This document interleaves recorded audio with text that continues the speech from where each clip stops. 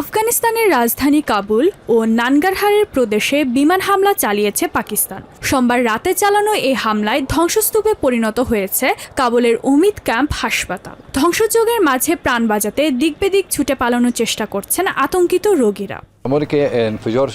হামলার পরপরই Kabul ambulance display সেন্টারের মাধ্যমে আমরা 1000 সজ্জার মাদকাসক্ত নিরাময় কেন্দ্রে একটি ভয়াবহ বিস্ফোরণের খবর পাই।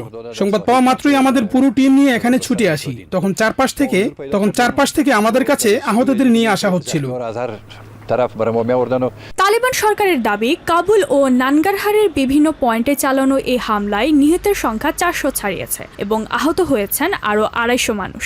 বর্তমানে ধ্বংসস্তূপ থেকে মরদেহ উদ্ধারের পাশাপাশি চ্যারিটি হাসপাতালগুলোতে রাতভর চলছে জরুরি অস্ত্রোপচার।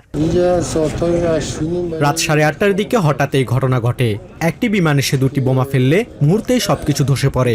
অনেক রোগী এখনো ধ্বংসস্তূপের নিচে আটকা পড়ে আছেন। প্রায় 80 থেকে 90 জনকে হাসপাতালে স্থানান্তর করা হয়েছে।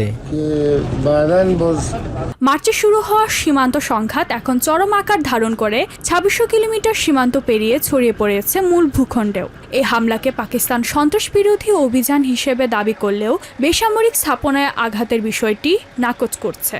মঙ্গলবার দেশটির তথ্যমন্ত্রী আতওয়াল্লাহ তারার এক বিবৃতিতে জানান, তাদের অপারেশনটি কাবুল ও নানগাহারের সেই সব অবকাঠামো লক্ষ্য করে চালানো হয়েছে যা আফগান তালেবান সরকার তাদের বিভিন্ন সন্ত্রাসী প্রক্সি সংগঠন ফিতনা আল খাওয়ারেজ এবং ফিতনা আল হিন্দুস্তানকে সহায়তা করতে ব্যবহার করে আসছিল।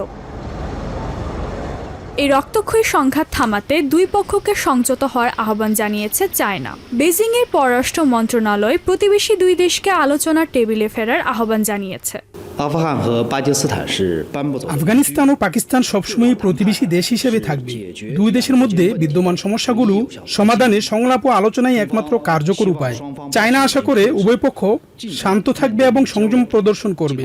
পাশাপাশি যত দ্রুত সম্ভব মুখোমুখি আলোচনায় বসবে, যাতে যুদ্ধবিরতি অর্জন করা যায় এবং আলোচনার মাধ্যমে মতপার্থক্য দূর করা সম্ভব হয়। আঞ্চলিক স্থিতিশীলতা রক্ষা ও সংকট নিরসনে যে কোনো ধরনের গঠনমূলক ও মধ্যস্থতাকারী ভূমিকা পালনে নিজেদের সম্মতির কথা জানিয়েছে চীন। Ishrat Jahan, TVN 24 news desk.